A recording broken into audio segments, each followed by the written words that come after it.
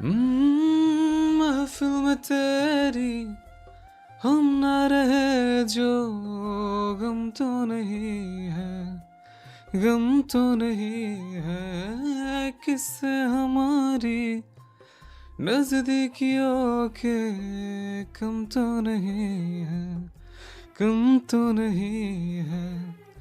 इतनी दफा सुबह को मेरी तेरे आंगन में बैठे मैंने शाम किया। चन्ना मेरे या चन्ना मेरे या चन्ना मेरे या बेलिया पिया। चन्ना मेरे या चन्ना मेरे या चन्ना मेरे या बेलिया।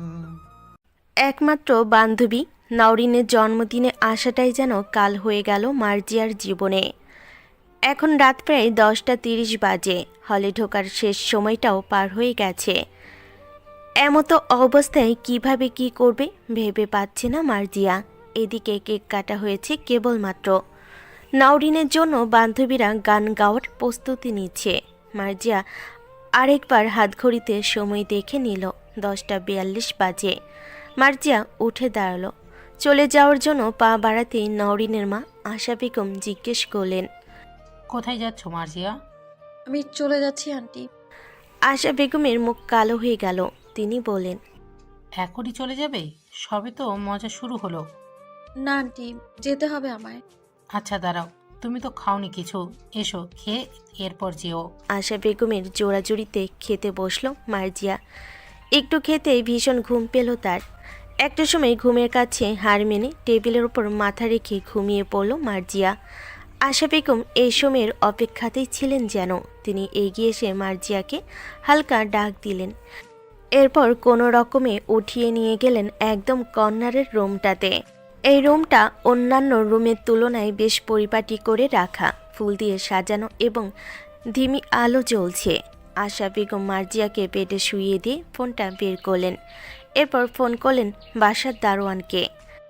এর মিনিট 20 মাথায় রুমের দরজায় নক পড়ল। আশা বেগম একগাল হেসে দরজা খুললেন। 6 ফিট 2 ইঞ্চি লম্বা এক পুরুষ দাঁড়িয়ে আছে। পরনে তার কালো শার্ট ও ব্লু জিন্স। এক হাতে বিয়ারের বোতল ও অন্য হাতে আইফোন 17 ধরে রাখা। আশা বেগম দ্রুত তাকে রুমের ভেতরে ঢোকালেন। বিছানায় জ্ঞানহীন মার্জিয়ার দিকে ইশারা করে বললেন, তুমি মহিম? উত্তরের পুরুষটি নিজের কার্ড এগিয়ে দিল। আশা বেগম কার্ডের চোখ বুলিয়ে নিয়ে বললেন, টাকাটা? হাফ পেমেন্ট আগে থেকে করা ছিল, বাকিটা আপনার অ্যাকাউন্টে ট্রান্সফার হয়ে যাবে কিছুক্ষণের মধ্যে। আশা বেগম মানলেন না। মুখ বেজার করে বললেন, যেমন মেয়ে চেয়েছো তেমনই দিয়েছি, একদম ইনটেক। এরপরও টাকা নিয়ে গড়িমসি করা কিন্তু ঠিক হচ্ছে না। মুহিব বিরক্ত হলো, ভুরকুচকে বাল বলল। এরপর পকেট হতে দেখল 1000 টাকার একটা নোট। আশা বেগম তীক্ষ্ণ দৃষ্টিতে তাকিয়ে আছেন। ঝামেলায় পড়া গেল তো ধুর। মুহিব ফোন অন করলো। একটা নাম্বারে ডায়াল করে রিং হতেই আশা বেগমের কানে ফোন ধরিয়ে বলল। আপনার অ্যাকাউন্ট নাম্বারটা বলুন। আশা বেগম একটু সময় নিয়ে অ্যাকাউন্ট নাম্বার বলতেই মুহিব ফোনটা নিজের কানে নিয়ে বলল, এই নম্বরে 30,000 টাকা পাঠিয়ে দিয়ে এখনই। ফোনে অপর পাশ থেকে কি উত্তর এলো তা শোনা গেল না। তবে কয়েক মিনিটের মধ্যে আশা বেগমের ফোনে একটা নোটিফিকেশন ঢুকলো। তিনি একগাল হেসে মুহিবের দিকে তাকিয়ে বললেন, আজকে সারা রাতের জন্য ও তোমার। দেখা হবে কাল সকালে। শুভরাত্রি। কথাগুলো বলে দরজা লক করে দিয়ে আশা বেগম চলে গেলেন। মুহিব পুরো রুমটা ভালো করে দেখল। কোথাও কোনো ক্যামেরা লাগানো থাকলে আবার বিপদ। না, কোনো ক্যামেরা নেই। রুম জুড়ে হালকা লাল আলোতে মুহিবের বেশ অস্বস্তি হচ্ছিল। বিদেশে লাইট নিভিয়ে দিল। 8 তলার উপর থাকার ফলে বাহিরের রোড লাইটের তীব্র আলো সরাসরি রুমে না এলো, হালকা আলো ঠিক এলো। সেই আলোতে মুহিবের নজর পড়ল মার্জিয়ার ওপর। শার্টের বোতামগুলো খুলতে খুলতে মুহিব বেডসাইড টেবিলের উপর থেকে গ্লাস ভর্তি পানি নিয়ে মার্জিয়ার মুখে মারল। সাথে সাথেই ঘুম ভেঙে বসল মার্জিয়া। অন্ধকার রুম দেখে ঘাবড়ে গেল। অচেনা এক পুরুষ পারফিউমের স্মেল নাকে এসে লাগতে নিজেকে গুটিয়ে নিল। মুহিব বেডের সামনে রাখা রকিং চেয়ারে বসে বিয়ারের বোতলে চুমুক দিল। মার্জিয়া ভয়ত কণ্ঠে ডেকে উঠল। নওরিন আন্টি, কোথায় আপনারা? কোনো আওয়াজই এলো না, এমনকি মার্জিয়ার আওয়াজও বাহিরে গেল না। জেবে ব্যাগ কী করে? রুমের দরজা তো সাউন্ড প্রুফ, এছাড়াও বাহিরে গান বাজছে ফুল ভলিউমে। মার্জিয়ার ভয়ে এবার কান্না পাচ্ছে। মুহিব নেশাক্ত দৃষ্টিতে পর্যবেক্ষণ করছে মার্জিয়াকে। মেয়েটার ভীষণ অস্বস্তি হচ্ছে। মার্জিয়া ধীরে ধীরে উঠে দাঁড়ালো। মুহিব নিজের পা বাড়িয়ে দিল। অন্যমনস্ক থাকায় মার্জিয়া হোঁচট খেলো, গিয়ে পড়ল মুহিবের বুকের ওপর। দ্রুত সরে যেতে চাইলে মুহিব ধরে রাখলো। মার্জিয়া বলল, ছাড়ুন আমায়, কে আপনি, কি চান? মুহিব বিয়ারের বোতলে শেষ চুমুক দিয়ে বলল। আজকে রাতে তুমি আমার সুইটহার্ট। মার্জিয়া মুহিবকে ধাক্কা দেওয়ার বৃথা চেষ্টা করলো, ফলে মুহিব মার্জিয়ার গাউনের চেন খুলে দিল। মার্জিয়া স্তব্ধ হয়ে গেল, পিঠে হাত দিয়ে উঠে দাঁড়ালো। মুহিব ধীরে পায়ে এগিয়ে আসতে লাগলো মার্জিয়ার দিকে। মার্জিয়া সরতে সরতে দেওয়ালের সাথে লেগে গেল। মুহিব সিগারেট ধরিয়ে সিগারেটের ধোঁয়া মার্জিয়ার মুখের ওপর চালো। মার্জিয়া কাশতে শুরু করলো, ফলে মার্জিয়ার হাত নিজের মুখে চলে এলো। গাউনটা ঢিলে হয়ে এলো। মুহিবের চোখ জলজল করে উঠল। তার হাত স্পর্শ করলো মার্জিয়ার বাহুতে। মার্জিয়ার শরীরে যেন বিদ্যুৎ খেলে গেল। কিছু বুঝে ওঠার আগেই মুহিব মার্জিয়ার দুহাত নিচের দিকে নামিয়ে দিল। সাথে সাথেই গাউনের উপরের অংশ শরীর থেকে নিচে পড়ে গেল। এমন সময় মুহিব মার্জিয়ার কোমর জড়িয়ে নিজের কাছে নিয়ে এলো। জানালার পর্দাগুলো বাতাসে উঠতে লাগলো। জানালা ভেদ করে আসা আলোটা মার্জিয়ার ওপর না পড়ে মুহিবের ওপর পড়ল। মুহিব ডুব দিল মার্জিয়াতে। বাহিরে শুরু হলো প্রচণ্ড জোরে ঝড় হাওয়া। ভোর 4:20। ধীরে ধীরে চোখ মেলে মার্জিয়া নিজের ওপর ভারী কিছু অনুভব করতে ভোর কুচকে ফেলল। নড়াচড়া করতে পারছে না সে। মার্জিয়া অনুভব করলো তার হাত জোড়া কারোর হাতের মধ্যে আবদ্ধ অবস্থায় রয়েছে। ব্যাপারটা বোধগম্য হতেই মার্জিয়ার কালকে রাতের ঘটনা মনে পড়ল। মাথা উঁচিয়ে দেখল তাকে আষ্টেপৃষ্টে জড়িয়ে ঘুমিয়ে আছে মুহিব। মার্জিয়া নিজের হাত মুহিবের হাত থেকে ছাড়ানোর বৃথা চেষ্টা করে যখন পারল না, তখন শব্দ করে কেঁদে উঠল। ঘুমের ঘোরে থাকা মুহিব বিরক্ত হলো। মাথা উঁচিয়ে কান্নারত মার্জিয়াকে দেখে মুহিবের মাথা হ্যাং করলো। 1 মিনিট সময় লাগলো মুহিবের সব কিছু মনে পড়তে। এরপর যখন মার্জিয়ার হাত ছেড়ে কম্ফর্টার সরিয়ে নিজেকে দেখল, তখন নিজের মাথার চুল টেনে আধরে বিরক্তি সুরে বলল, শেট। মার্জিয়া অনবরত কেঁদেই যাচ্ছে। তা দেখে মুহিব উঠে বসলো। নিচ থেকে শার্টটা তুলে গায়ে জড়িয়ে নিল। এরপর বালিশের পাশ থেকে হাতঘড়িটা তুলে নিল। ফোনটা হাতে নিয়ে ডায়াল করলো আশা বেগমের নাম্বারে। এর 2 মিনিটের মাথায় রুমের দরজা খুলে গেল। মুহিব রুম থেকে বের হওয়ার আগে মার্জিয়ার দিকে এক পলক তাকিয়ে পকেট থেকে 1000 টাকার নোটটা এগিয়ে দিল। মার্জিয়া নিল না। মুহিব টাকাটা বেডের পাশে রেখে চলে গেল। মুহিব যাওয়ার 5 মিনিটের মাথায় রুমে এলেন আশা বেগম। ভোরের আলো পুরোপুরি ফোটেনি, বিদায় রুমটা ঘুটঘুটে অন্ধকার। আশা বেগম লাল আলোটা জ্বালিয়ে মার্জিয়ার নিকট এগিয়ে এসে বললেন, এত কার্য কেন? আজ হোক বা কাল নিজের সতীত্ব তো হারাতেই। আরে ভার্সিটিতে পড়ো, তোমাদের কাছে এসব খুবই নর্মাল ব্যাপার। মার্জিয়ার শরীর নিস্তেজ হয়ে আসছিল। তবে আশা বেগমের এমন বিচ্ছিরি কথা শুনে মার্জিয়া কান্না মিশ্রিত কণ্ঠে বলে উঠল, আপনি আমার এত বড় সর্বনাশ কেন করলেন আন্টি? আশা বেগম পাত্তা দিলেন না কথাটার। মার্জিয়ার দিকে 1 সেট 2 পিস এগিয়ে দিয়ে বললেন, গোসল করে এসো মার্জিয়া, ভালো লাগবে। এটা আমার প্রশ্নের উত্তর না আন্টি। আমি আপনার নিজের মেয়ের বয়সী, কেন এমনটা করলেন আমার সাথে? কারণ তুমি সুন্দরী। তোমার এই হলুদ ফর্সা গায়ের রং, কোমর পর্যন্ত দীর্ঘ চুল আর একদম পারফেক্ট বডি সাইজ। আমার দরকার ছিল। তোমার জন্য অনেক কাস্টমার পাবো আমি। তাছাড়া ভার্সিটিতে উঠেছো, একা হোস্টেলে থেকে সম্পূর্ণ পড়ার খরচ জোগানো মুখের কথা নাকি? এখন থেকে যা ইনকাম হবে তার 30% তোমাকে আমি দিব। কথাটা শেষ করে হাসলেন আশা বেগম। মার্জিয়া ফুপিয়ে কেঁদে উঠল। আশা বেগম তাচ্ছিল্য করে বললেন, এখন এসব ন্যাকামি বাদ দিয়ে গোসল করে এসো। নাওরিন ওঠার আগেই তুমি চলে যাবে। মার্জিয়া নিরুত্তর হয়ে তাকিয়ে রইল। আশা বেগম চলে গেলেন। 4:40 কালো বিএমডাব্লিউ গাড়িটা আশা বেগমের পার্কিং থেকে বেরিয়ে গেল দ্রুত গতিতে। গাড়ির ভেতরে মুহিব বেশ অনেকক্ষণ একা একা বসেছিল। সে নিয়মিত ড্রিঙ্ক করলেও মেয়ে ঘটিত কোনো রেকর্ড তার ছিল না। আজ সেটাও হয়ে গেল। নিজের কাজিন ব্রাদার রাহাতের পালায় পড়ে রাতে আশা বেগমের বাড়িতে যাওয়া ঠিক হয়নি। কথাটা ভেবেই নিজের চুল খামছে ধরল মুহিব। সে খেয়াল করলো তার শার্টের বোতামে একটা সোনালি রঙের নূপুর আটকে আছে। ভোর 5:20 বাজে। নওরিনের বাড়ি থেকে বের হয়ে মার্জিয়া খুবই ধীর পায়ে হেঁটে চলেছে। পুরো শরীর অসাড় হয়ে আসছে তার, ফলে মাথাটা ঝিমঝিম করছে। মার্জিয়া আসার সময় আশা বেগম ওর গায়ে একটা চাদর দিয়ে দিয়েছিল, সেটা দিয়ে নিজেকে ভালোভাবে জড়িয়ে নিয়েছে। বেশ কিছু দূর হেঁটে আসার পর মার্জিয়া দাঁড়িয়ে পড়ল। শরীর আর চলছে না, ফোনেও চার্জ নেই। মার্জিয়ার মনে হচ্ছে যে কোনো সময় সে জ্ঞান হারিয়ে ফেলবে। পুরো ব্যস্ত শহর যেন নিস্তব্ধ হয়ে আছে, এতে ভয় করছে মার্জিয়ার। সে রাস্তার পাশে থাকা এক গাড়িতে হেলান দিয়ে কোনো রকম দাঁড়িয়ে পড়ল। চোখজোড়া ধীরে ধীরে বন্ধ হয়ে আসছে। এমন সময় গাড়ির মালিক এগিয়ে এলো, তুড়ি বাজিয়ে বলল, শুনতে পাচ্ছেন? এটা আমার গাড়ি, সরে দাঁড়ান। কথাটা সম্পূর্ণ কানে গেল না মার্জিয়ার। তার আগে সে জ্ঞান হারিয়ে ফেলল। মুহিব চোখে মুখে পানি দেওয়ার জন্য নেমেছিল, ফিরে এসে দেখে চাদর সরিয়ে একজন তার গাড়ির সাথে হেলান দিয়ে দাঁড়িয়ে আছে। সরতে বলাতে জ্ঞান হারিয়ে ফেলে।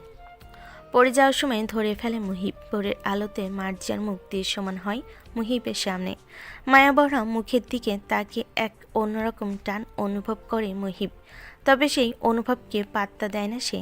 মার্জিয়াকে গাড়ির ব্যাক সিটে শুইয়ে দিয়ে চোখে মুখে পানির ছিটা দেয়, এতে জ্ঞান ফেরে না মার্জিয়ার। মুহিব বিপাকে পড়ে যায়। মার্জিয়াকে নিয়ে চলে যায় সামনের এক হসপিটালে। ইমার্জেন্সিতে অ্যাডমিট করার সময় রিসেপশনিস্ট জিজ্ঞেস করে, পেশেন্ট কে হয় আপনার? মুহিব এক পলক তাকায় বেডে শুয়ে থাকা জ্ঞানহীন মার্জিয়ার দিকে। একটু সময় নিয়ে বলে, আমার পরিচিত উনি, আপনারা ট্রিটমেন্টের ব্যবস্থা করুন। আর হ্যাঁ, পেমেন্ট নিয়ে ভাববেন না, আমি বিল ক্লিয়ার করে দেব। রিসেপশনিস্ট অবাক চোখে তাকিয়ে থাকে মুহিবের দিকে। তা বুঝতে পেরে মুহিব পকেট থেকে নিজের কার্ড বের করে এগিয়ে দিয়ে বলে, আমি ডক্টর ইহসান মুহিব। রিসেপশনিস্ট সাথে সাথে সালাম দেয়। এরপর কার্ডটা নিয়ে সমস্ত ফর্মালিটি ফিল আপ করে মুহিবকে বলে, ডক্টর লুবাবা আছেন এই মুহূর্তে, উনি পেশেন্টকে দেখবেন। পেশেন্টের নাম কি স্যার? মুহিব চুপ করে থাকে। কী নাম বলবে? বেশ অনেকক্ষণ চিন্তা করার পর বলে, মিস। রিসেপশনিস্ট হালকে হেসে নামটা রিপোর্টে লিখতে শুরু করে। সুন্দর নাম। মুহিব উত্তর করে না। ইমার্জেন্সি কেবিনে বাহিরে রাখা বসার চেয়ারগুলোর ওপর শটানে শুয়ে পড়ে। ভীষণ ঘুম পাচ্ছে তার। কালারতে একটু বেশি অ্যালকোহল খেয়ে ফেলেছিল সে। এরপর আবার মেয়েবাজ কাজিনের পাল্লায় পড়ে আশা বেগমের ফ্ল্যাটে চলে গিয়েছিল। সব মিলিয়ে একটা অদ্ভুত রাত কেটেছে কাল। কথাটা ভাবতে ভাবতে চোখ লেগে এলো মুহিবের। প্রায় 1.5 ঘন্টা আরামে ঘুমালো। এর মাঝে ডিউটিরত কয়েকজন ডক্টর যাওয়া আসা করার সময় মুহিবকে এভাবে ঘুমাতে দেখে রিসেপশনে জিজ্ঞেস করে, উনি কে? ওভাবে ঘুমাচ্ছে কেন? উত্তরে রিসেপশনিস্ট জানায়, উনি ডক্টর ইহসান মুহিব, বিখ্যাত গাইনোকোলজিস্ট আফরা রহমানের ছেলে। আফরা ম্যামের ছেলে। উনি ওভাবে ঘুমাচ্ছে কেন? আজ ভোরেই উনি একজন পেশেন্টকে নিয়ে এসেছেন। ডক্টর লুবাবা দেখছেন পেশেন্টকে, সম্ভবত ওনার গার্লফ্রেন্ড হবে মেয়েটা। গার্লফ্রেন্ড কথাটা শুনে উপস্থিত কয়েকজন ইমার্জেন্সি কেবিনে উকি দিয়ে মার্জিয়াকে দেখার চেষ্টা করলো। এরপর দাঁড়িয়ে থেকে আরও কিছুক্ষণ কথাবার্তা বলে যে যার কাজে চলে গেল। সকাল 7টায় মুহিবের ফোনে কল এলো রাহাতের। বিরক্ত হয়ে উঠে বসলো মুহিব। কল রিসিভ করে কানে দিতেই রাহাত জিজ্ঞেস করলো, তুই কোথায় মুহিব? ঘুমজনক কণ্ঠে মুহিব বলল, আমি হসপিটালে। তুই তাড়াতাড়ি বাসায় আয়, মামুনি আসছে তোর খোঁজে। কথাটা শোনা মাত্রই মুহিবের ঘুম চোখ থেকে উদা হয়ে গেল।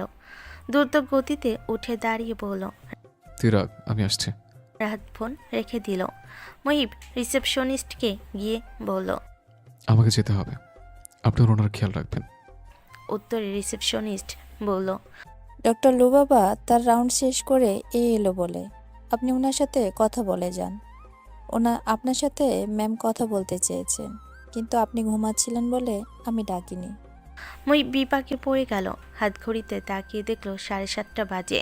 ইচ্ছে না থাকা সত্ত্বেও বলল, ডাকুন ডক্টর লুবাবাকে।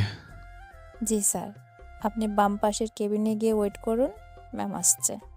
5 মিনিটের মাথায় ডক্টর লুবনা এলেন। তিনি মুহিবের হাতে মার্জিয়ার রিপোর্টগুলো দিয়ে বললেন। আপনাদের বিয়ে হয়েছে কতদিন? এমন প্রশ্নে ভ্যাবাচেকা খেয়ে যায় মুহিব। বলে, এমন প্রশ্ন কেন করছেন doctor? She is not my wife doctor. কারণ মিশমিশের অবস্থা নাজুক দেখে মনে হলো এটা ওর জন্য ফার্স্ট টাইম ছিল। সে হিসেবে এমন অমানবিক অত্যাচার করা উচিত হয়নি আপনার। পুরো শরীর জুড়ে কামড়ের দাগগুলো দেখে আমি নিজেই আটকে উঠেছিলাম। মুহিব তবদা খেয়ে গেল কথাগুলো শুনে। পর মুহূর্তেই প্রচণ্ড রাগ নিয়ে টেবিল বাড়ি মেরে উঠে দাঁড়িয়ে বলল, আমি ওনাকে রাস্তায় পেয়েছি অসুস্থ অবস্থায়, তাই হসপিটালে নিয়ে এসেছি। আমি জানি না উনি ম্যারিড কিনা, তাই ধরনের অ্যালিগেশন আমার উপর তুলবেন না। কথাগুলো বলেই মুহিব উঠে চলে আসতে নিয়েও আবারও ফিরে যায়। গলা স্বর নিচু করে বলে, মিসমিসকে দেখে মনে হয় না ও ম্যারিড হলে এই ভোরবেলা এভাবে রাস্তায় ঘুরতো না। আপনি ওর সাথে কথা বলে সত্য জানার চেষ্টা করুন। তবে হ্যাঁ, ওর ব্যাপারে এই কথাগুলো অন্য কেউ যেন না জানে। মেয়েটার মান সম্মানের ব্যাপার আছে। কিন্তু পেশেন্ট আপনার কেউ না হলে তার মান সম্মান নিয়ে আপনি ভাবছেন কেন? লুবাবার এই প্রশ্নে চুপ করে যায় মুহিব। কোনো উত্তর না দিয়ে বেরিয়ে আসে। রিসেপশনে গিয়ে বিল মিটিয়ে দিয়ে চলে যায়। ডক্টর লুবাবা অবাক হয়ে বসে থাকেন কিছুক্ষণ, এরপর উঠে নিজের কাজে চলে যান। সকাল 9টা। আলবাসিরা অ্যাপার্টমেন্টের 13 তলায় গত 2 ঘন্টা ধরে ভয়াবহ নীরবতা চলছে। রাহাত আফরা রহমানের সামনে অপরাধীর মতো বসে আছে। মাঝে আবারও কয়েকবার ফোন করেছিল মুহিবকে, তবে মুহিব কল রিসিভ করেনি। তা দেখে আফরা রহমান জারি মেরেছেন রাহাতকে। রাহাত হলো আফরা রহমানের ননাসের ছেলে। ছোট থেকে রাহাত আর মুহিব একসাথে বড় হয়েছে, কেননা রাহাতের জন্মের 2 বছর মাথায় ওর মা মারা যায়। এরপর রাহাতের বাবা অন্যত্র বিয়ে করেন, ফলে রাহাত তার মামার কাছেই মানুষ হয়। তবে রাহাত আর মুহিব ভাই কম, বন্ধু বেশি। মুহিব শান্ত স্বভাবের হলো ভীষণ বদমেজাজি। তাই যখন মুহিব ডক্টর পাশ করার পর উচ্চ শিক্ষার জন্য লন্ডনে যায়, তখন থেকে মুহিবের সাথে ছায়ার মতো থাকে রাহাত। লন্ডন থেকে ফিরে দেশের নামকরা এক হসপিটালে জব করে মুহিব। রাহাতের সাথে মিলে হসপিটালের কাছে এক অ্যাপার্টমেন্টে থাকে দুজন। আফরার রহমান এবং তার হাজবেন্ড শিয়াব রহমান থাকেন চট্টগ্রামে। মাঝে মাঝে ছেলের সাথে দেখা করতে আসেন। গতকাল একটা জরুরি কাজে ঢাকায় এসেছেন আফরার রহমান। ঠিক করেছেন ফেরার পথে ছেলের সাথে দেখা করে যাবেন। সেই ভাবনা মতো আজ সকাল 7টায় যখন আলবাড়ির সাথে আসেন, দেখেন রাহাত সোফায় বসে ঘুমাচ্ছে। পুরো বাসাটা এলোমেলো। তারপর মুহিব বাসায় নেই। আফরার রহমানের রাগ আসমান ছুঁয়ে ফেলে। রাহাত কয়েকবার মামিকে বোঝানোর চেষ্টা করে মুহিব হসপিটালে আছে, তবে এ কথায় বিশ্বাস হয় না আফরার রহমানের। ঘণ্টা খানেকের মাঝে মুহিব বাসায় ফেরে। আফরার রহমান ছেলেকে দেখে জিজ্ঞেস করেন, কোথায় ছিলে? হসপিটালে মা, কাল আমার নাইট ডিউটি ছিল। আফরার রহমান ছেলেকে ভালো করে পর্যবেক্ষণ করেন। জামাকাপড় ঠিকঠাক আছে, চোখে মুখে হালকা ক্লান্তির ছাপ। মনে হয় না ছেলে মিথ্যা বলছেন, তাই রাগটা ঝেড়ে ফেলেন। রাহাতের কান মলে দিয়ে বলেন, এইটারে আমি আমার সাথে চট্টগ্রাম নিয়ে যাব। এখানে থেকে থেকে বধ হয়ে গেছে। ফোন দিলে কখনো ঠিক মতো ধরে না। আবার সকালে এসে দেখি সোফায় ঘুমাচ্ছে। দরজা খুলেছে 20 মিনিট পর। রাহাত চোখের ইশারা করে মুহিবকে। মুহিব ঠোঁট চেপে হেসে বলে, মা, তুমি ওকে নিয়ে যাবে ভালো কথা, কিন্তু আমি একা থাকবো কি করে? কেন রাহাত ভাই কি আপনার বউ লাগে যে হ্যারে ছাড়া থাকতে পারবেন না বড় ভাই? হঠাৎ এমন কথাই সবাই তাকিয়ে দেখে কাজের মহিলা জয়িনা এসেছে।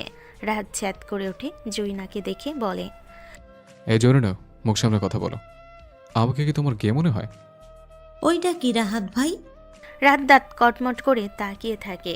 মুহিব হেসে বলে, ওইটা কিছু না জোরে না খালা, তুমি কাজে যাও। জয়িনা রান্নাঘরে চলে গেল। আফরার রহমান মুহিবকে বলেন, এই শুক্রবার তোমার বাবার একমাত্র বন্ধুর মেয়ে পরশি আসবে। তোমরা ওকে রিসিভ করবে এবং একসাথে চট্টগ্রাম নিয়ে যাবে ওকে। ওকে মা।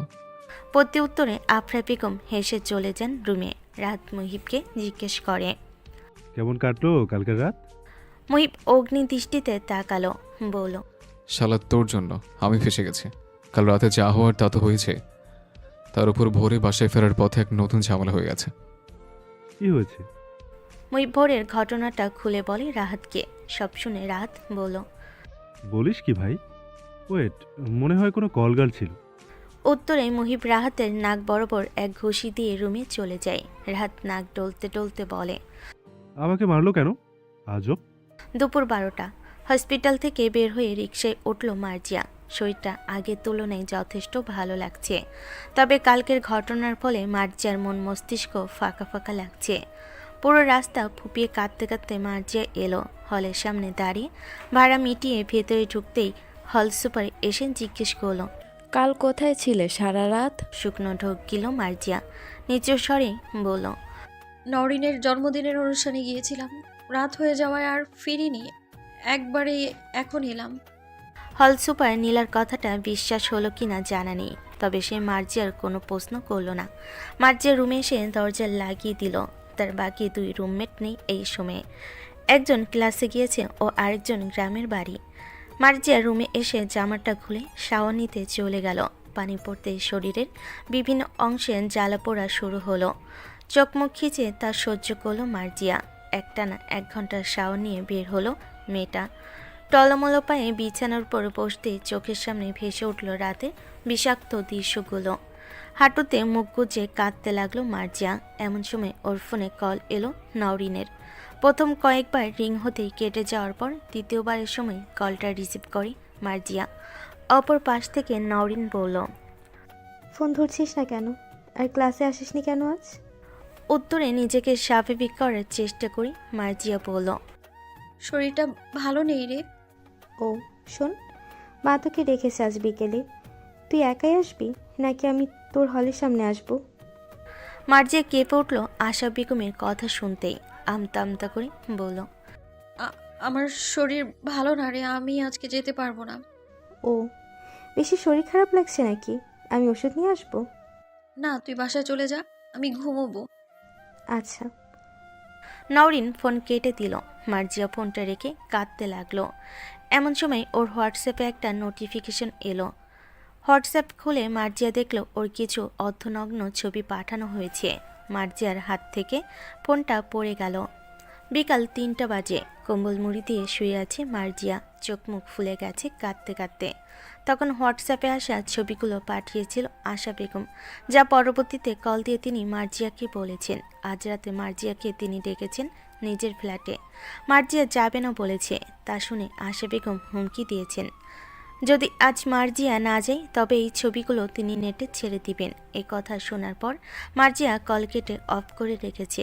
একে তো শরীর খারাপ, তারপর আশা বেগমের এমন মানসিক অত্যাচার সহ্য হচ্ছে না মার্জিয়ার। কান্না করতে করতে একসময় মার্জিয়ার চোখ লেগে আসে। সে সময় মার্জিয়ার ফোন কল করে তার বাবা তাজু ইসলাম। মার্জিয়া ঘুমো ঘুমো চোখে ফোন রিসিভ করে সালাম দেয়। সালামের উত্তর দিয়ে তাজু ইসলাম মেয়েকে জিজ্ঞেস করেন, কেমন আছিস মা? বাবার আদরে কণ্ঠে করা প্রশ্ন শুনে মার্জিয়ার গলায় কান্না জড়িয়ে আসে। তবু নিজেকে স্বাভাবিক রেখে বলে, আলহামদুলিল্লাহ ভালো আছি আব্বু, তোমরা কেমন আছো? আমরা ভালো নেই মা, তুই ছাড়া আমাদের বাড়িটা ফাঁকা হয়ে গেছে। তোর কি পড়ার বেশি চাপ মা? তাহলে আয় না, কয়েকদিন ঘুরে যা। আসবো আব্বু, সামনে পরীক্ষা তো, তাই জন্য এখন যেতে পারবো না, সামনের মাসে যাব। ঠিক আছে মা, নে তোর মা কথা বলবে। এবার মার্জিয়ার মা জুলেখা বেগমের সাথে কথা বলো। মা বাবা কাউকেই বুঝতে দিল না তার সাথে ঘটে যাওয়া দুর্ঘটনা সম্পর্কে। তাজু ইসলাম পেশায় স্কুল টিচার, একমাত্র সন্তান। মার্জিয়াকে বিশ্ববিদ্যালয়ে পড়ানোর ইচ্ছে থেকেই মেয়েকে পাঠিয়েছেন অচেনা শহর ঢাকাতে। হোস্টেলে মেয়েকে কয়েকদিন পরপরই দেখতে আসেন তিনি। তবে গত 2 মাস আগে ছোট এক অ্যাক্সিডেন্টে পায়ে চোট পাওয়াই 2 মাস হলো ঢাকা আসতে পারেনি। সামনের মাসে প্রথম সেমিস্টার পরীক্ষা থাকায় মার্জিয়াও যেতে পারেনি। মজার ব্যাপার হলো এত বড় ভার্সিটিতে মার্জিয়ার একমাত্র বান্ধবী রয়েছে, আর সে হলো নওরিন। নওরিন যখন আশা বেগমের গর্ভে 5 মাস, তখন ওর বাবা মারা যায়। এরপর আশা বেগম ভাইয়ের সংসারে ছিলেন। বড় দুই ভাইয়ের বউয়ের অত্যাচার সহ্য করতে না পেরে 9 বছর আগে চলে আসেন ঢাকায়। চাকরি নেন গার্মেন্টসে। সেখান থেকে তার পরিচয় হয় নানান রকমের মানুষের সাথে, জড়িয়ে পড়েন অনৈতিক কাজের সাথে। সেটাই মূল ইনকাম সোর্স বানিয়ে ছেড়ে দেন গার্মেন্টসের চাকরি। একমাত্র মেয়েকে নিয়ে যে ফ্ল্যাটে থাকেন সেখানেই পরিচালনা করেন দেহ ব্যবসা নামক জঘন্য কাজটি। দেখতে দেখতে কেটে যায় আরও কিছু সময়। সন্ধ্যা নামার অনেকক্ষণ পর মার্জিয়ার ঘুম ভাঙে। রুমমেট জুলি এখনও আসেনি বোধহয়, কেননা রুমের লাইট নেভানো। জুলি আবার অন্ধকারে থাকতে পারে না, তাই যতক্ষণ থাকে রুমে ততক্ষণ ছোট্ট একটা ল্যাম্পের আলো হলেও জ্বালিয়ে রাখে। মার্জিয়া উঠে চোখে মুখে পানি দিয়ে ঝাপটা দিয়ে আসে। খিদে পেট চুচু করছে, সারাদিন কিছু খাওয়া হয়নি। এখন রান্না করার মতো শক্তিও নেই তার শরীরে, তাই নিজের ব্যাগ ও বেডের সাইডে খুঁজতে লাগলো খাওয়ার কিছু। একটা আদা খাওয়া বাটার বোন পেল, সেটাই খেয়ে নিয়ে পানি খেলো মার্জিয়া। এরপর ডক্টর লুবাবার দেওয়া ওষুধগুলো খেয়ে নিয়ে কিছুক্ষণ বসে থেকে বাহিরে নীরব প্রকৃতি দেখতে লাগলো। এর মধ্যে রুমে এলো জুলি। এসে আগে এক গ্লাস পানি ঢকঢক করে খেয়ে মার্জিয়াকে জিজ্ঞেস করলো, তুমি কালকে সারাত কোথায় ছিলে?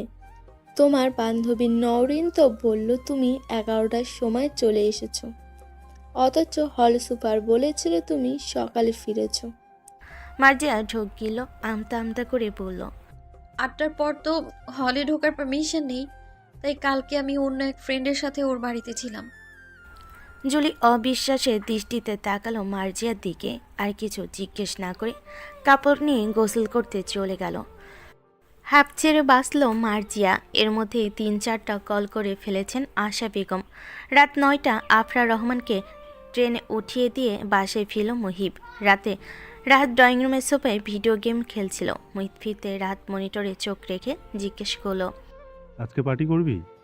মুহিব ফ্রিজ থেকে ঠান্ডা পানির বোতল নিয়ে এসে রাহাতের পাশে বসলো। বলল, কালকাতার পার্টির চক্করে কত বড় সর্বনাশ ঘটে গেছে ভাবতে পারিস? রাত গেম খেলতে খেলতেই বলল, কিসের সর্বনাশ? আশা আন্টির মেয়েগুলো একদম খাসা হয়। এর মানে তুই আগেও গিয়েছিস? প্রতি উত্তরে দুষ্টু হেসে রাহাত বলল, 2 বার। সারা নষ্ট কোথাকার। মুহিব পানি খেতে লাগলো। রাহাত গেম শেষ করে মুহিবের দিকে ঘুরে বলে বলল, তোর জন্য আন্টিকে বলে একদম ইনটেক মেয়ে হারিয়েছিলাম। মেয়েটা কেমন ছিল রে? মুহিবের বোতলের মুখ লাগাচ্ছিল। রাহাতের প্রশ্নে হাত থেমে গেল। চোখ বন্ধ করে মুহিব মেয়েটার মুখ মনে করার চেষ্টা করলো, তবে স্পষ্ট কিছুই মনে পড়ল না। তাই সে বলল, আমার মুখ মনে নেই। ইভেন মেয়েটার সাথে আমি ফোর্স করেছি নাকি স্বেচ্ছায় আমার কাছে এসছে এটুকুও মনে নেই। অতিরিক্ত ড্রাঙ্ক ছিলাম কাল। রাত মুখ কালো করে বলল, তুই শালা আসলেই নিরামিষ। আন্টির ভাষ্য মতে মেয়েটা যথেষ্ট সুন্দরী ছিল। আমি তো ভেবেছিলাম তোর থেকে ছবি নেব, অথচ তুই চেহারাই মনে করতে পারছিস না। ধুর। মুহিব পাত্তা দিল না রাহাতের কথাই। রাত একটু চুপ থেকে বলল, আবার যাবি? মুহিব অগ্নি দৃষ্টিতে তাকালো। রাহাত বলল, কালকের মেয়েটাকেই দিতে বলবো। তুই দেখে নিবি কেমন আগুন সুন্দরীর কাছে তুই ভার্জিনিটি হারালি। কথাটা বলে রাহাত চোখ টিপ দিল। মুহিব রাহাতের পিঠে সজোরে একটা কিল দিয়ে বলল, তোর এসব ফালতু কথা আরেকবার বললে বাসা থেকে বের করে দিব। আর তাছাড়া যারা এমন কাজ করে ওসব মেয়েদের সাথে দ্বিতীয়বার দেখা করার শখ আমার নেই। প্রতি উত্তরে রাহাত পিঠ ডলতে ডলতে বলল, তাহলে নতুন আরেকটা আনাই। শর্ত বা? তোর ইচ্ছে থাকলে তুই যা, আমি ঘুমাবো। মুহিব উঠে চলে গেল রুমে। রাত শয়তানি হাসি দিল। ফোন করলো আশা বেগমকে। 2 দিন পর। মুহিব ব্যস্ত রোগী দেখতে। এমন সময় ওর ফোনে কল আসে ডক্টর লুবাবার। মুহিবের ফোন সাইলেন্ট থাকায় সে রিসিভ করতে পারে না। এর 2 ঘন্টা পর মুহিব যখন সব রোগী দেখা শেষে চেয়ারে শরীর এলিয়ে দেয়, তখন নক করে ডক্টর লুবাবা। মুহিব হাসি মুখে ডক্টর লুবাবাকে ভেতরে আসতে বলে। ডক্টর লুবাবা মুহিবের সামনে চেয়ারে বসে শুরুতেই জিজ্ঞেস করে, কেমন আছেন? এই তো কোনো রকম। আপনার কি অবস্থা? চলছে কোনো রকম। আপনার মিশমিশের খবর জানেন? আপনার মিস কথাটা ধাক্কা লাগে মুহিবের মস্তিষ্কে। ভুরকুচকে বলে, আমার মিস। কারণ নামটা তো আপনিই দিয়েছিলেন পেশেন্টকে। এমনিতে তার আসল নাম মার্জিয়া ইসলাম নাইজা। ও, আমি কালচের প্রেশারে ভুলেই গেছিলাম। মিস আই মিন মেয়েটার কথা কিছু জানতে পেরেছিলেন? ডক্টর লুবাবা এক দীর্ঘশ্বাস ছাড়লেন। বলেন, না, মেয়েটার ঘুম ভাঙার পর দ্রুত হসপিটাল থেকে বেরিয়ে যায়। আমি তখন ওটিতে ছিলাম বিধায় কথা হয়নি। শুনেছি রিসেপশনিস্টকে নাকি জিজ্ঞেস করেছিল ওকে কে নিয়ে এসেছে। ব্যাস এতটুকুই। মুহিব মনোযোগ দিয়ে শুনল কথাগুলো। লুবাবা আর কিছুক্ষণ গল্প করে চলে গেলেন। মুহিবের মাথাটা ভীষণ ধরেছিল। তারপর মিস এর কথা মনে পড়ে অদ্ভুত লাগছে। না, একটু রিল্যাক্সেশন দরকার। কথাটা ভেবে মুহিত রাহাতকে ফোন দিল। 20 মিনিটের মাথায় রাহাত মুহিবের হসপিটালের বাহিরে গাড়ি নিয়ে এলো।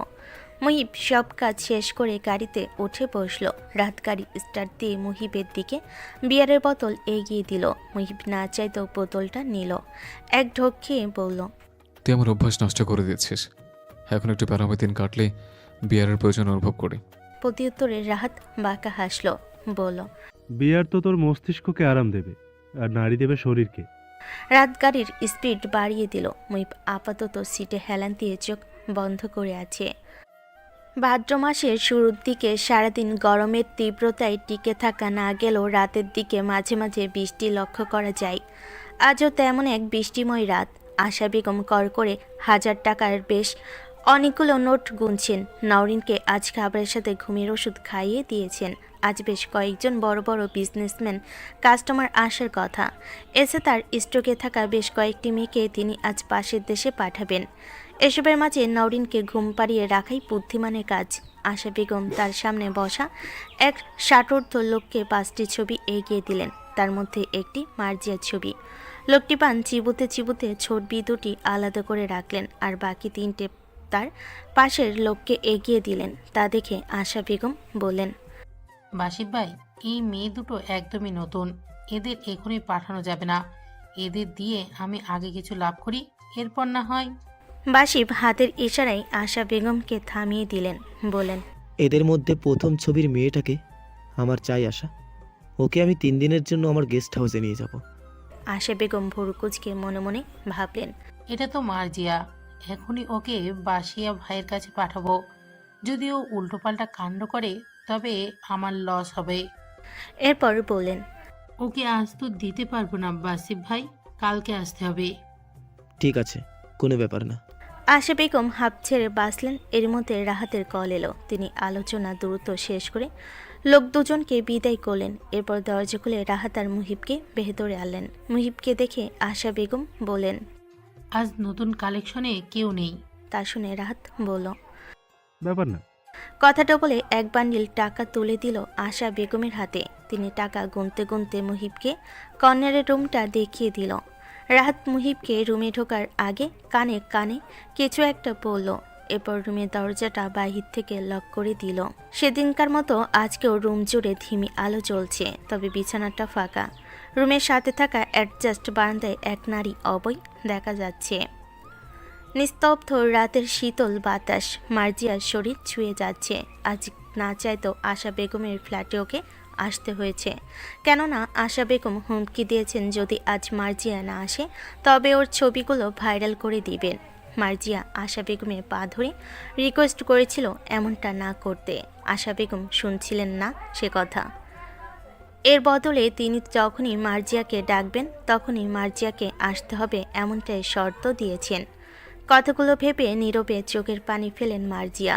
হঠাৎ সেদিনের রাতের পারফিউমে স্মেল নাকে আসতেই চমকে উঠল। পেছন দিক ফিরতেই মুহিবের বুকের সাথে ধাক্কা খেল। চাঁদের আলোয় মুহিবকে মার্জিয়ার মুখ দেখল প্রথমবারের মতো। তবে ড্রাঙ্ক থাকায় তেমন কিছু ভাবল না। মার্জিয়ার ভয় লেগে গেল। মুহিবের সামনে 2 হাত জোর করে বলল, আমায় হেল্প করুন, আমি একটা ট্র্যাপে পড়েছি। কথাগুলো যেন মুহিবের কানে ঢুকল না। সে মার্জিয়ার ঘাড়ের কাছে মুখ নিয়ে জোরে শ্বাস টানল, যেন মার্জিয়ার শরীরের স্মেলকে নিজের ভেতরে শুষে নিতে চাইছে। মার্জিয়া কেঁপে উঠে সরে যেতে চাইলে 2 হাত দিয়ে বাধা দেয় মুহিব। মার্জিয়া বারান্দার গ্রিলের সাথে লেগে যায়, চেষ্টা করে মুহিবকে সরানোর। এতে করে মুহিব ডিস্টার্ব ফিল করে। এক হাত মার্জিয়ার পিঠে রেখে অপর হাত দিয়ে নিজের বেল্টটা একটানে খুলে ফেলে। ধীরে ধীরে মার্জিয়া 2 হাত নিজের বেল্ট দিয়ে বেঁধে দেয়। এরপর কোমর উঁচু করে ধরে নিজের সাথে মিশিয়ে নেয়। ফিরে আসে রুমে। মার্জিয়ার চোখের পানি যেন মুহিবকে পাশবিক হিংস্রতা প্রকাশের শক্তি যোগায়। ধীরে ধীরে সে ডুবে যায় মার্জিয়ার শরীরের প্রতি ভাঁজে। মুহিবের সুটাম দেহের নিচে পিষ্ট হতে থাকে মার্জিয়া। বাতাসে যখন জানালার পর্দা উড়ে হালকা আলো মার্জিয়ার মুখে পড়ে, মুহিব দেখতে পায় মার্জিয়ার ব্যথিত মুখশ্রী। কম্ফোর্টারটা নিজের সাথে ভালোভাবে জড়িয়ে নিয়ে মার্জিয়ার কপালে ঠোঁট ছোঁয়, হাসকি স্বরে বলে, মাই মিস। মার্জিয়ার কানে হতো কথাটা পৌঁছায় না। বোর ঠিক 5টায় ফোনে রিংটনের আওয়াজে ঘুম ভাঙল মুহিবের। চোখ বন্ধ করে কল রিসিভ করতে রাহাতের বিরক্তিকর আওয়াজ ভেসে এলো, বের হ ব্রো, আজ কিন্তু আমাদের মামুনির ফ্রেন্ডের মেয়েকে এয়ারপোর্ট থেকে নিয়ে আসার কথা ছিল। সেটা তো 7টার সময়। অলরেডি 5টা বাজে। বাসায় গিয়ে চেঞ্জ করে এয়ারপোর্টে যেতে যেতে 7টা পার হয়ে যাবে। জলদি আয়। ধুর। মুহিব বিরক্ত হয়ে কল কেটে দিল। নিজের বাহুতে থাকা ঘুমন্ত মার্জিয়ার দিকে তাকিয়ে উঠে বসল। কিছুক্ষণ থম মেরে বসে থেকে উঠে বলল, শার্টটা গায়ে চড়িয়ে চলে গেল মুহিব। চলে যাওয়ার পর ধীরে ধীরে উঠে বসলো মার্জিয়া।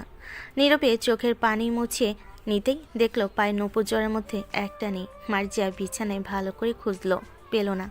শেষমেশ হতাশ হয়ে উঠে দাঁড়ালো। আয়নায় নিজের বিধ্বস্ত মুখটা দেখে নিজেই কেঁদে ফেল। এমনটা তার সাথে না হলেও পারত না। সকাল 7:12। জয়না কাজে এসে আজ মুহিবের রুমের দরজায় নক করলো। মুহিব হ্যান্ড ওয়াশটা পড়তে পড়তে দরজা খুলে জিজ্ঞেস করলো, কিছু বলবে খালা? জি ভাইজান। মুহিব জিজ্ঞাসূচক দৃষ্টিতে তাকলো। জয়না একটা নূপুর মুহিবের সামনে ধরে বলল, এটা আপনার জামা কাপড় ধুইতে গিয়া পাইছি। এটা কার? মুহিব ভুরু কুচকে নূপুরটা হাতে নিল। এই নূপুর কার হতে পারে ভেবে সে বলল, হয়তো রাতের গার্লফ্রেন্ড এটা।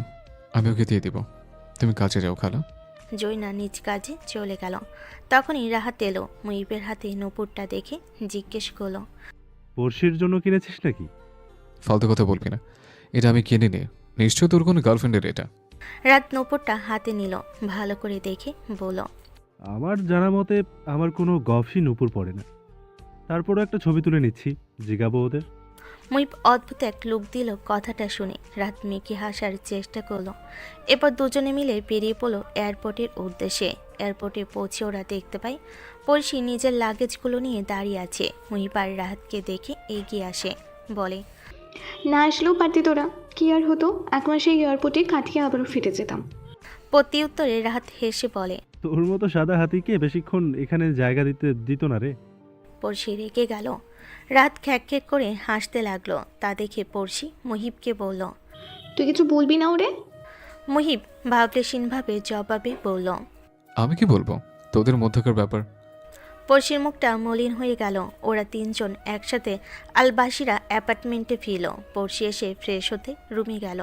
রাত ড্রয়িং রুমে সোফায় বসে পানি খেতে লাগলো। মুহিব এসে বসলো রাহাতের পাশে, বলল, আমি ওর মুখে দেখেছি কাল রাহাত। কার? প্রশ্ন করে রাহাত মুহিবের দিকে তাকাতেই দেখল মুহিব অগ্নি দৃষ্টিতে ওর দিকে তাকিয়ে আছে। তা দেখে রাহাত বলল, তুই কি ওই রাতের মেয়েটার কথা বলছিস? মুহিব উপর নিচ মাথা দোলালো। রাহাত বেশ ইন্টারেস্ট নিয়ে বলল, কালকে ওই ছিল? মুহিব আবারও মাথা দোলালো। রাহাত ভুরু কুচকে বলল, তুই কি কিছু ফিল করছিস মেয়েটার জন্য? মুহিবের মেজাজ খারাপ হলো। রাহাত হেসে বলল, আরে ভাই, মজা করছিলাম। কি হয়েছে বলতো? তোকে কালকে বলেছিলাম না, বাসায় ফেরার পথে একটা মেয়েকে হসপিটালে নিয়ে গিয়েছিলাম, এই মেয়েটাই ছিল। এবার রাহাত অবাক হলো, বলল, বলিস কি, ওর সাথে তোর এতবার দেখা হয়েছে? হুম। মুহিব আরও কিছু বলতে যাবে তার আগে পড়শি এসে হাজির। ওকে দেখে দু ভাই চুপ করে যায়। পড়শি জিজ্ঞেস করে, তোরা কি নিয়ে কথা বলছিস? উত্তরে মুহিব বলে, রাতের গফের ব্যাপারে কথা বলছিলাম, বেচারা ছ্যাঁকা খেয়ে ব্যাক হয়ে আছে। রাত খেপে গেল কথাটা শুনে। তবে পড়শি একটু মলিন হয়ে এলো। তবে পর মুহূর্তেই মুখ স্বাভাবিক করে বলল, আফরানটিকে আমরা একসাথে ভিডিও কল করি? আমার হসপিটালে যেতে হবে, তুই আর রাহাত কথা বলে নে। বলে মুহিব উঠে গেল। সকালের ক্লাস লেট করে আসায় পানিশমেন্ট স্বরূপ আজ লাইব্রেরি পরিষ্কারের কাজ পেয়েছে মার্জিয়া। শরীরটা ভালো না থাকেই কাজ করতে বেশ কষ্ট হচ্ছে মেয়েটার। নওরিন একটি বই নেওয়ার জন্য লাইব্রেরিতে এসে মার্জিয়াকে দেখে জিজ্ঞেস করলো, তোর কি শরীর খারাপ মার্জিয়া? উত্তরে মার্জিয়া দুদিকে মাথা দুলিয়ে না করলো। নওরিন আবারও বলল, তোকে ক্লান্ত দেখাচ্ছে, আবারও রাত জেগে পড়া শুরু করেছিস তাই না? মার্জিয়া উত্তর করল না। পুরো লাইব্রেরির ফ্লোর ঝাড়ু দেওয়া শেষ করে হাঁপাতে লাগলো। নওরিন মার্জিয়ার দিকে পানি এগিয়ে দিয়ে বলল, তুই স্যারকে বল তোর শরীর খারাপ। না, তাহলে হাজারটা প্রশ্ন করবে, আবার সকালের ঘটনা তুলেও কথা শোনাবে। আমি এত কথা শুনতে পারবো না। নাওরিনের মায়া হলো ও মার্জিয়ার হাতে কাজ করে দিতে লাগলো। এখন পুরো এক সেলফের বই তাকে গুছিয়ে রাখা বাকি, যা দেখে মার্জিয়ার মাথা ঘুরতে শুরু করেছে। নাওরিন বইগুলো এগিয়ে দিচ্ছে, মার্জিয়া গুছিয়ে রাখছে। এভাবে নিচের তাক গুছিয়ে রাখার পর ওরা দেখলো উপরের তাকগুলোর জন্য চেয়ারের উপর উঠে দাঁড়াতে হবে। নাওরিন বলল, তুই এবার নিচে দাঁড়া, উপরের তাকগুলো আমি গুছিয়ে দিচ্ছি। মার্জিয়া রাজি হলো না। ও নিজের চেয়ারের উপর দাঁড়ালো, এরপর বইগুলো রাখতে আরম্ভ করলো। এমন সময় সেখানে এলো ইংরেজি বিভাগে সদ্য জয়েন করা প্রভাষক নাফিম মুহিত। তিনি মার্জিয়ার আর নওরিনের দিকে তাকিয়ে জিজ্ঞেস করলেন, তোমরা এখানে কি করছো? উত্তরে নওরিন জানালো মার্জিয়ার পানিশমেন্টের কথাটা।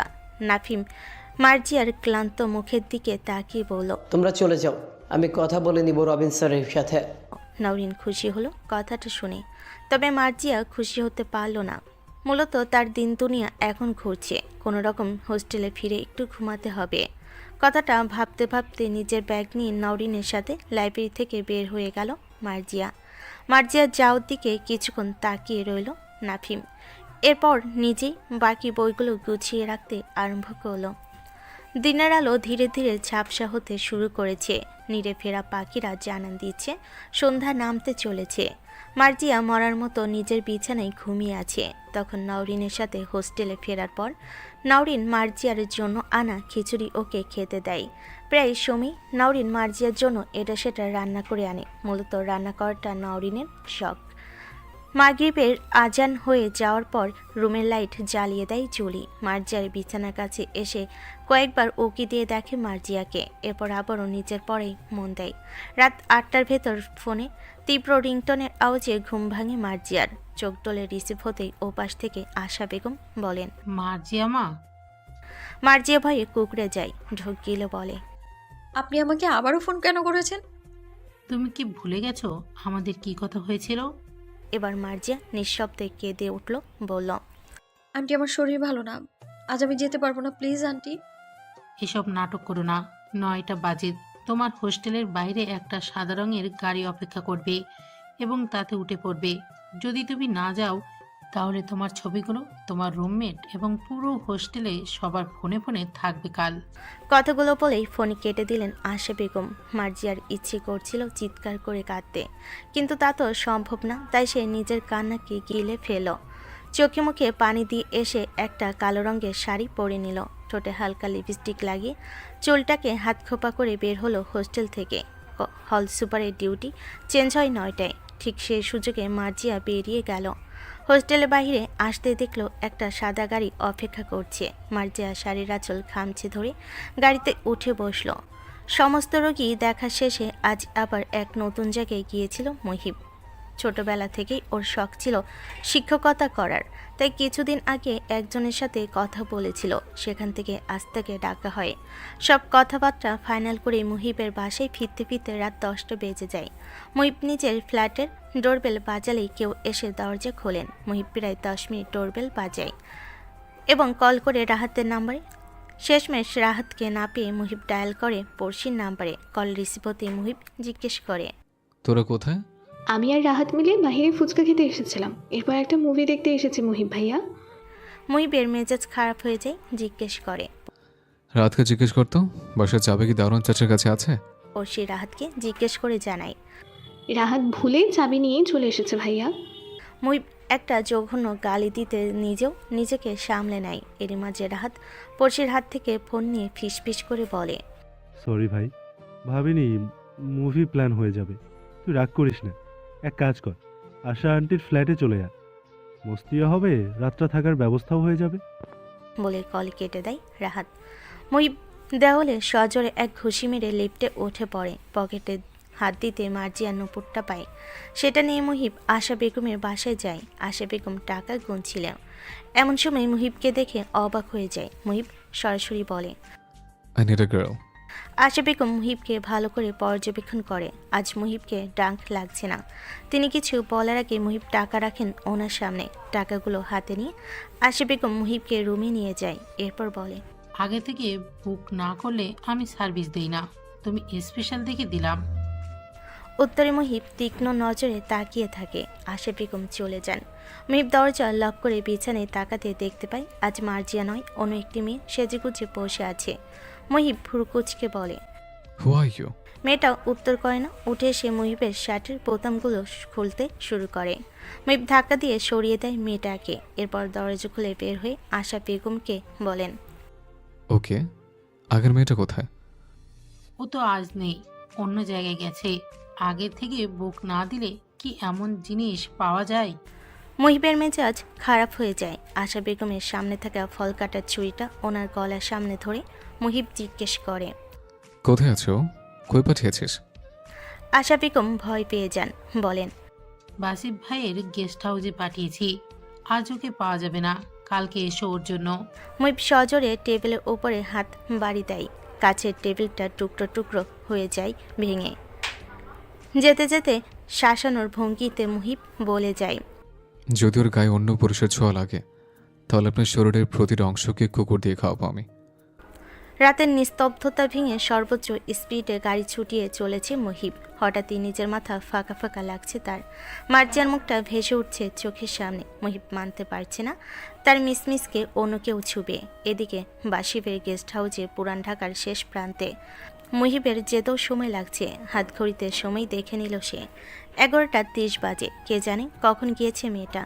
মুহিবের চোখ মুখ ক্রমশ লাল হয়ে আসছে। প্রায় 1 ঘন্টা ড্রাইভ করার পর বাসিবের গেস্ট হাউসের সামনে এসে গাড়ি থামলো। মুহিব দ্রুত পায়ে গাড়ি থেকে বের হতেই বাসিবের গেস্ট হাউসের দারোয়ান মুহিবকে জিজ্ঞেস করলো, কে তুমি? মুহিব উত্তর না দিয়ে দ্রুত পায়ে বাড়ির ভেতর ঢুকতে লাগলো। দারুণ পিছে পিছে আসতে লাগলো। পুরো বাড়িটা অন্ধকার হলো। একটা রুমের লাইট জ্বলছিল। মুহিব সেই রুমের সামনে গিয়ে সজোরে দরজায় ধাক্কা দিল। লক করে না থাকে দরজা খুলে গেল। রুমের ভেতরে দৃশ্য দেখে মুহিবের পায়ে রক্ত মাথায় উঠে গেল। বিছানার এক কোণে জড়সড় হয়ে বসে আছে মার্জিয়া। বাসিব নিজের পাঞ্জাবির সমস্ত বোতাম খুলে মার্জিয়ার সাথে জোরাজুরি করার চেষ্টা করছে। মার্জিয়ার শাড়ি ব্লাউজের হাতের অংশ অনেকটাই ছিঁড়ে গেল। কাচের চুড়ি ভেঙে হাতে ঢুকে গেছে। চোখের কাজল আর ঠোঁটের লিপস্টিক লেপটে গেছে। মুহিবকে দেখে বাসিব মার্জিয়ার থেকে সরে এলো। কিছু বলার আগে মুহিব বাসিবের নাক বরাবর ঘুষি মারল। পরপর মারতেই থাকলো। দারুণ কিছুতেই মুহিবকে ছাড়তে পারল না। মার্জিয়া ভয়ে কুঁকড়ে গেল। একসময় বাসিবের নাক ফেটে গলগল করে রক্ত পড়তে লাগলো। মুহিব তাও থামল না, বলল, তোর সাহস হয় কি করে ওকে ছোঁয়ার? তোর এই হাত আমি কেটে ফেলবো। বলেই ডানে বামে কিছু খুঁজতে লাগলো মুহিব। কাছের একটা গ্লাস পেয়ে সেটা ভেঙে ঢুকিয়ে দিল বাসিবের হাতে। বাসিব চিৎকার করে উঠল। মার্জিয়া কান্না মিশ্রিত কণ্ঠে চোখ বন্ধ করে বলল, থামুন প্লিজ। মুহিবের হুঁশ ফিরল। তাকালো মার্জিয়ার দিকে। বেডসাইড টেবিলের উপরে রাখা পানির জগটা নিয়ে মার্জিয়ার মুখে মারল। বলল, কেন এসছিস এখানে? কার জন্য এত সেজেছিস? এই বাস্টার্ডের জন্য? মার্জিয়া কান্নার ফলে কথা বলতে পারল না। মুহিব মার্জিয়ার হাত ধরে টেনে বাহিরে এলো। পকেট থেকে রুমাল বের করে মার্জিয়ার মুখ মুছিয়ে দিল। মার্জিয়া এখনও কেঁদেই চলেছে। মুহিব এবার জোরে ধমক দিল। মার্জিয়া একদম চুপ হয়ে গেল। কিছুক্ষণ নীরবতা চলল। এরপর মুহিব শান্ত কণ্ঠে বলল, গাড়িতে ওঠা। মার্জিয়া উঠল না। গাড়ির দরজা খুলে মুহিব চোখ পাকিয়ে তাকাতেই মার্জিয়া উঠে বসল। এরপর মুহিব নিজেই ড্রাইভিং সিটে বসলো। মার্জিয়া যে অনেক কষ্টে কান্না আটকে রেখেছে তা ভালো করে বুঝতে পারছিল মুহিব, তবে কিছু বলতে পারছিল না। ফলে এক হাতে ড্রাইভ করতে করতে অন্য হাত দিয়ে বুকে ডলছিল। মার্জিয়া তা খেয়াল করে বলল, আপনার কি বুকে ব্যথা করছে? মুহিব সজোরে গাড়ি ব্রেক করলো। মার্জিয়ার দিকে ঝুঁকে হিসি বলল, তুমি কেন গেলে ওই লোকটার সাথে মিসমিস? মার্জিয়া কি উত্তর দেবে ভেবে পেল না। মুহিব আবারও বলল, তোমাকে নিজে চাই গিয়েছ? মার্জিয়া দুদিকে মাথা নাড়িয়ে না করলো। মুহিব যেন স্বস্তি পেল। মার্জিয়াকে নিজের বুকের সাথে জড়িয়ে নিল। কেঁপে উঠল মেয়েটা, তবে নিজেকে ছাড়ানোর চেষ্টা করলো না। 2 মিনিট পর মুহিব মার্জিয়াকে ছেড়ে নিজের সিটে বসলো। বড় বড় শ্বাস ফেলে গাড়ি টান দিল। মার্জিয়া সিটে হেলান দিয়ে চোখ বন্ধ করলো। চোখ জ্বলছে তার। অতিরিক্ত কান্নার ফলে ব্যথাও করছে চোখে ভীষণ। মুহিব কয়েকবার মার্জিয়ার ক্লান্ত মুখের দিকে তাকালো। মার্জিয়া ঘুমিয়ে পড়েছে। মুহিব আলতো হাতে মার্জিয়ার মুখ মাথাটা নিজের কাঁধে রাখলো। হঠাৎই ভীষণ শান্তি অনুভব করতে লাগলো মুহিব। টানা 40 মিনিট ড্রাইভ করার পর মুহিব নিজের অ্যাপার্টমেন্টের সামনে এসে গাড়ি থামালো। মার্জিয়া গভীর ঘুমে, বুঝতে পেরে ওকে কোলে তুলে নিল। লিফটের আয়নায় মুহিব নিজেকে দেখে নিজেই অবাক হলো। এমন কেন লাগছে তার? ভাবতে ভাবতে মুহিব ফ্ল্যাটের সামনে এসে দাঁড়ালো। পিছে পিছে অ্যাপার্টমেন্টের ম্যানেজার ছেলেটাও এসেছে। সে ডুপ্লিকেট চাবি দিয়ে দরজার লক খুলে দিল। মুহিব ওকে ধন্যবাদ জানিয়ে ফ্ল্যাটের ভেতরে এলো। নিজের রুমে গিয়ে মার্জিয়াকে বেডের উপর শুয়ে দিল। মার্জিয়া একটু নড়ে চড়ে উঠল। মুহিব নিজের হার্টবিট মিস করলো সেই সময়। কিছুক্ষণ পাশে দাঁড়িয়ে থাকলো। এরপর রুম থেকে বের হয়ে এসে সোফায় বসলো। হাতে ছিল মার্জিয়ার ব্যাগটা। কৌতূহলবশত মুহিব ব্যাগটা খুলে দেখলো আইডি কার্ড, ফোনসহ বেশ অনেক জরুরি কাগজপত্র পেল। সেসব দেখা শেষে আবারও ঢুকিয়ে রাখলো। ফোনটা রাখার সময় একটা নোটিফিকেশন এলো। মুহিব দেখলো নোটিফিকেশনটা হোয়াটসঅ্যাপ থেকে এসেছে। ফোনে লক না থাকায় মুহিব সহজেই হোয়াটসঅ্যাপে ঢুকতে পারলো। দেখলো কালকের ক্লাস টাইম জানানো হয়েছে। মুহিব একটু নিচের দিকে যেতে আশা আন্টি নামে একটা কনভারসেশন দেখলো। সেখানে প্রতিটা মেসেজ খুব মনোযোগ দিয়ে পড়ল মুহিব। এরপর ফোনটা আগের মতো রেখে দিল। সকাল 8টা। ডোরবেল বাজার সঙ্গে ঘুম ভাঙে মুহিবের। সে গতকাল রাতে সোফাতেই ঘুমিয়ে পড়েছিল। আর মোড়া ভেঙে উঠে দরজা খুলতে রাহাত তার পড়শিকে দেখলো। মুহিব ভুরু কুচকে জিজ্ঞেস করলো, কোথায় ছিলে তোমরা কালকে? উত্তরে রাহাত বলল, কালকে মুভি দেখার পর আমরা পড়শির এক কলেজ ফ্রেন্ডের বাসায় গিয়েছিলাম, ওখান থেকে এখন ফিরছি। মুহিব হয়তো বিশ্বাস করলো না কথাটা, তবে আর কোনো প্রশ্ন না করে চলে গেল। রাত এসেই সোফাইকা এলিয়ে দিল। পড়শি রুমে চলে গেল। 10-20 মিনিট সোফায় বসে ভ্যাটকানোর পর রাহাত মুহিবের রুমের সামনে গিয়ে দেখল দরজা ভেজানো। মুহিব তো কখনো দরজা লক রাখে না। রাত শটানে দরজা খুলে দিল। মার্জিয়া সবেমাত্র চোখে মুখে পানি দিয়ে এসে বসেছিল। এমন সময় রাহাতকে দেখে চমকে গেল। রাত নিজেই হাঁ করে তাকিয়ে রইল নীল রঙের টি শার্টের সাথে সাদা প্লাজো। কোমর পর্যন্ত চুলগুলো সামনে এনে রাখার ফলে ওনার অভাববোধ হচ্ছে না। তবে সামনের চুলগুলো ভেজা, এমনকি মার্জিয়ার মুখটাও ভেজা।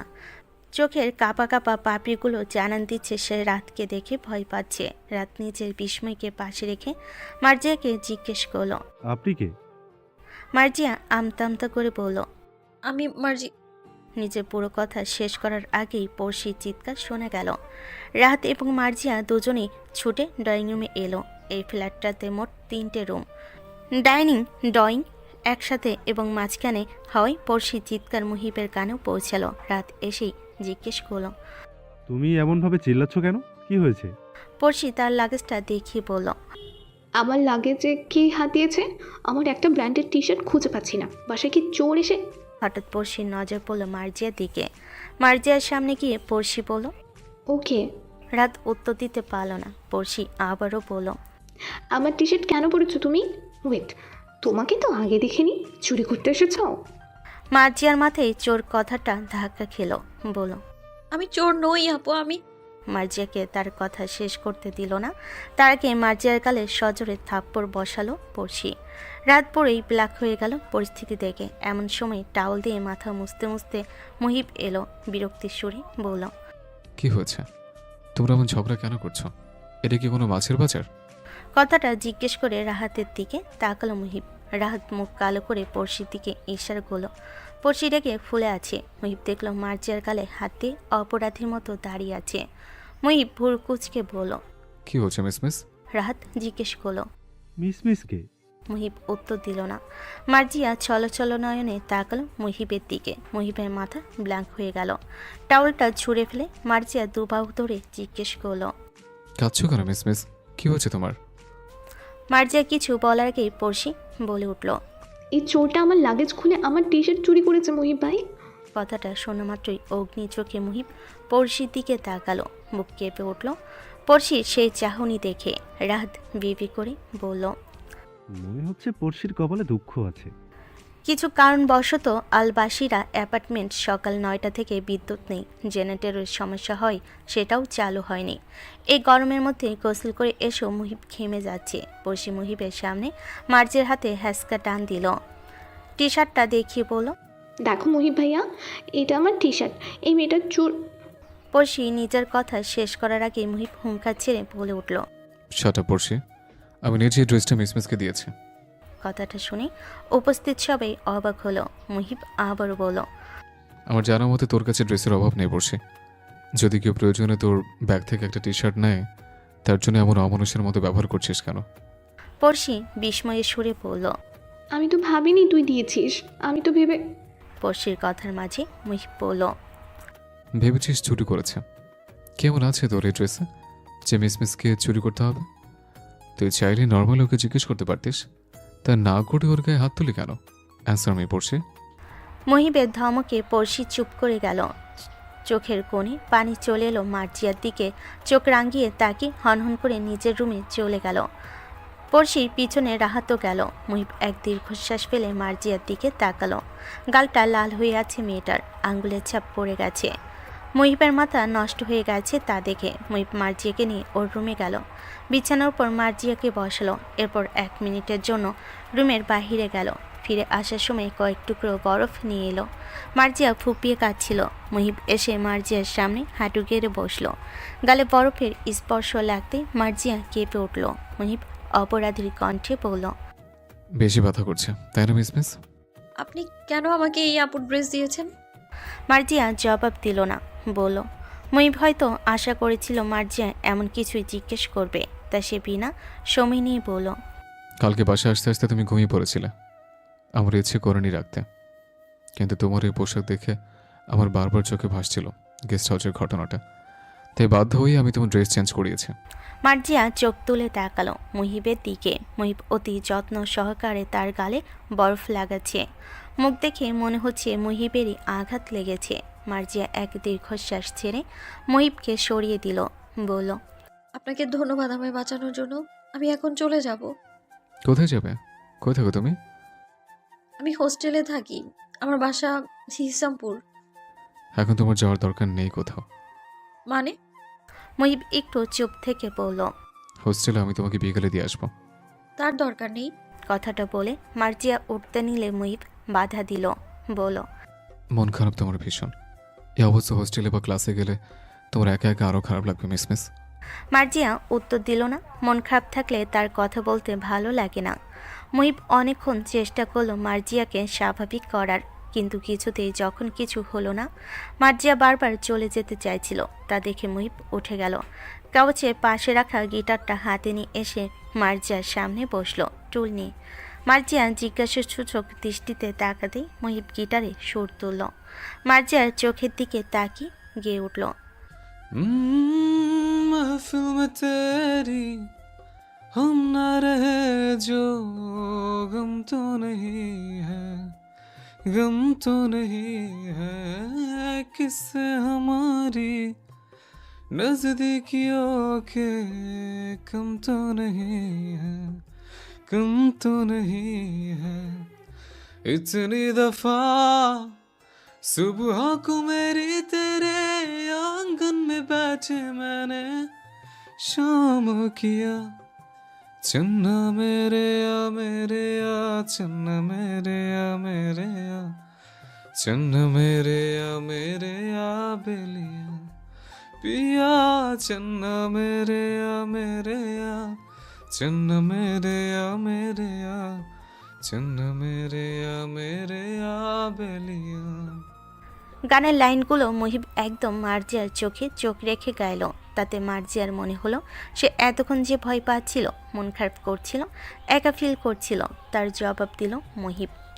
এদিকে মুহিবের গান শুনে রুমে এলো রাহাত। মুহিবের দিকে তাকিয়ে বলল। তুই কতদিন পর গান গাইলি ভাই, আর একটু গান না প্লিজ, আমার ভীষণ পছন্দের গান এটা। মুহিব স্পষ্ট স্বরে না বলল, যা শুনে রাহাতের মুখ কালো হয়ে গেল। ও আবারও জিজ্ঞেস করলো। Okay bro. ও মিসমিস আমার পরিচিত। রাহাত পিঞ্চ করে বলল। শুধু পরিচিত নাকি স্পেশাল পরিচিত? প্রতি উত্তরে রাহাতের দিকে অগ্নি চোখে তাকালো মুহিব। রাহাত আর কথা বাড়ালো না। মার্জিয়া ওদের থেকে বিদায় নিয়ে একাই ভার্সিটিতে চলে গেল। মুহিব বহুবার বলল ও দিয়ে আসবে, তা শুনল না মার্জিয়া। পরিশেষে এক দীর্ঘশ্বাস ফেলে মার্জিয়ার যাওয়ার দিকে তাকিয়ে রইল মুহিব। আজ ভার্সিটির প্রথম ক্লাসটা মিস করে মার্জিয়াকে সব ক্লাস শেষে ক্যান্টিনে বসে নোট লিখতে হচ্ছে। ওর পাশে নরিন বসে আছে। মার্জিয়া লেখার ফাঁকে ফাঁকে নরিনকে কয়েকবার দেখল।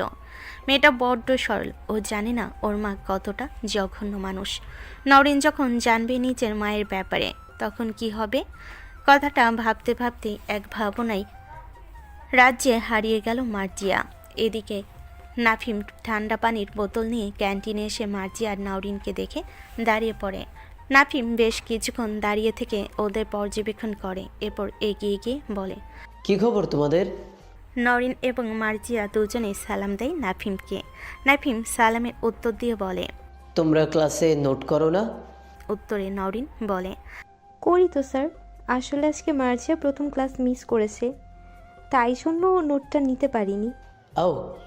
আবারও নীরবতা নেমে এলো ক্যান্টিন জুড়ে। নাফিম পানির বোতলে চুমুক দিয়ে মার্জিয়াকে জিজ্ঞেস করলো, তোমার বাবা কি করেন নাইজা?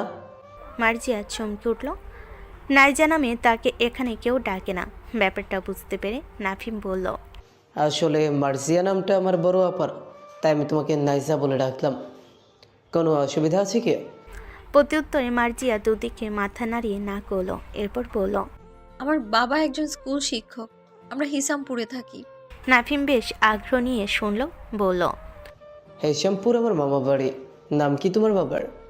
তাজু ইসলাম। আরে এনাকে আমি চিনি সম্ভবত, আমি নিজেও পড়েছি স্যারের কাছে। মাশাআল্লাহ, খুবই ভালো স্যার ছিলেন আমাদের সময়।